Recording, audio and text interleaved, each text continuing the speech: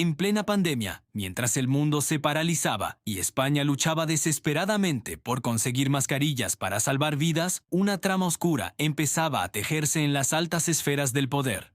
Hoy vamos a desentrañar el caso Koldo, el mayor escándalo de corrupción que ha sacudido al gobierno de Pedro Sánchez y que amenaza con dejar una cicatriz imborrable en la política española. Para entender cómo hemos llegado hasta aquí, tenemos que viajar atrás en el tiempo, a esos caóticos meses de 2020. El pánico era global. Los hospitales estaban desbordados y el material sanitario se convirtió en el bien más preciado. Cada país pujaba por lo mismo y los precios se disparaban. En medio de esa tormenta perfecta, el Ministerio de Transportes, dirigido entonces por José Luis Ábalos, uno de los hombres más poderosos del gobierno, se convirtió en un actor clave. Su ministerio, junto a otros, tenía la capacidad de cerrar contratos millonarios para traer esos suministros tan necesarios. Y aquí es donde entra en escena el hombre que da nombre al escándalo, Koldo García Izaguirre. ¿Quién era este hombre? Antes de ser una figura pública, Koldo era conocido por su lealtad inquebrantable a Ábalos, fue su chofer, su escolta, su asesor personal, su sombra. Un hombre de confianza absoluta que gracias a esa cercanía se movía con total libertad por los pasillos del poder. La investigación judicial sostiene que Koldo aprovechó su posición privilegiada para tejer una red de influencias. Su papel, presuntamente, era sencillo: actuar como intermediario entre el ministerio y una serie de empresas que, de la noche a la mañana, se convirtieron en proveedoras de material sanitario. La empresa principal en esta trama, Soluciones de Gestión, una sociedad sin experiencia previa en el sector, consiguió contratos por valor de más de 50 millones de euros. Estos contratos se firmaron con varios ministerios y comunidades autónomas gobernadas por el PSOE, como Baleares y Canarias. ¿Cómo funcionaba la supuesta trama? Según los fiscales, era un mecanismo de manual. Koldo contactaba con los responsables de las adjudicaciones, asegurando que podía conseguir el material rápidamente. Gracias a su influencia como mano derecha del ministro, las puertas se abrían.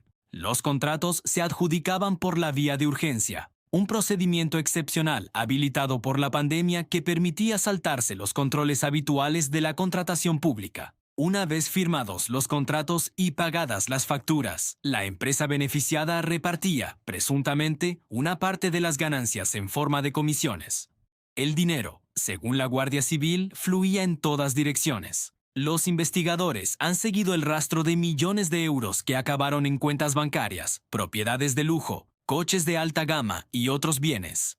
Se habla de delitos de organización criminal, cohecho, tráfico de influencias y blanqueo de capitales. La imagen de Koldo, un hombre que pasó de ser un modesto asesor a amasar una fortuna, se convirtió en el símbolo de la presunta corrupción. Cuando la noticia estalló, el efecto fue demoledor. El nombre de Koldo empezó a sonar en todos los telediarios, pero la atención se centró rápidamente en su jefe y protector, José Luis Ábalos.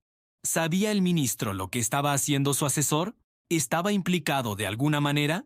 Ábalos lo negó todo desde el primer momento. Aseguró que no tenía conocimiento de ninguna actividad ilegal y que se sentía traicionado.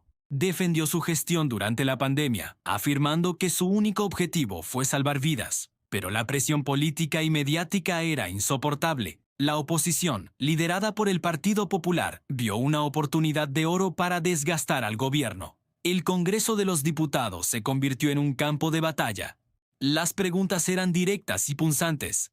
¿Qué sabía Pedro Sánchez? ¿Desde cuándo lo sabía? El presidente del gobierno intentó trazar una línea roja. En una comparecencia fue tajante. Este gobierno es implacable contra la corrupción, venga de donde venga y caiga quien caiga. Sin embargo, las palabras no fueron suficientes. El Partido Socialista, en un intento por contener la hemorragia, tomó una decisión drástica. Le exigieron a José Luis Ábalos que entregara su acta de diputado. Era una forma de cortar por lo sano, de sacrificar a una de sus figuras más importantes para intentar proteger al resto del gobierno. Ábalos se negó. En una rueda de prensa cargada de emoción y resentimiento, anunció que dejaba el grupo parlamentario socialista, pero que conservaría su escaño como diputado en el grupo mixto. Se sentía abandonado, convertido en un cabeza de turco. El caso Coldo dejó de ser solo un asunto judicial para convertirse en una auténtica guerra política. Se crearon comisiones de investigación en el Congreso y en el Senado, donde han desfilado ministros, presidentes autonómicos y altos cargos. Cada testimonio, cada documento filtrado añadía más leña al fuego. El caso salpicó a otras figuras importantes, como la presidenta del Congreso, Francina Armengol, por los contratos firmados cuando era presidenta de Baleares, o al ministro Ángel Víctor Torres, por los firmados en Canarias. Ambos han defendido la legalidad de todas las actuaciones. La trama es compleja y tiene muchas ramificaciones. No solo se investigan los contratos del Ministerio de Transportes, sino también los de Interior, Sanidad y las comunidades autónomas. La pregunta que flota en el aire es hasta dónde llega la red. ¿Era Coldo el cerebro de todo o solo un peón en un juego mucho más grande? Los investigadores creen que no actuaba solo. Señalan a un empresario, Víctor de Aldama, presidente del Zamora Club de Fútbol, como el presunto conseguidor que conectaba a Coldo con la empresa Soluciones de Gestión. También se investiga a otros empresarios y funcionarios públicos que habrían facilitado la operación. El impacto en la opinión pública ha sido enorme. En un momento en que la sociedad hacía enormes sacrificios, la idea de que algunos pudieran estar enriqueciéndose a costa de la tragedia genera una indignación profunda. La palabra corrupción vuelve a manchar la política, erosionando la confianza de los ciudadanos en sus instituciones. Para el gobierno de Pedro Sánchez ha sido el golpe más duro de la legislatura. Un escándalo que estalló en el corazón de su partido, afectando a uno de sus colaboradores más cercanos durante años. Mientras tanto, la investigación judicial sigue su curso. La Unidad Central Operativa de la Guardia Civil continúa analizando miles de documentos, mensajes y movimientos bancarios. Cada día surgen nuevos detalles que complican aún más el panorama. Se investiga si parte del dinero de las comisiones pudo haberse utilizado para financiar ilegalmente al partido, una acusación extremadamente grave que, de probarse, llevaría el escándalo a otro nivel. El caso también ha puesto de manifiesto las debilidades de los mecanismos de control del Estado en situaciones de emergencia. La necesidad de actuar con rapidez durante la pandemia abrió la puerta a que se relajaran los filtros, creando un caldo de cultivo perfecto para la corrupción.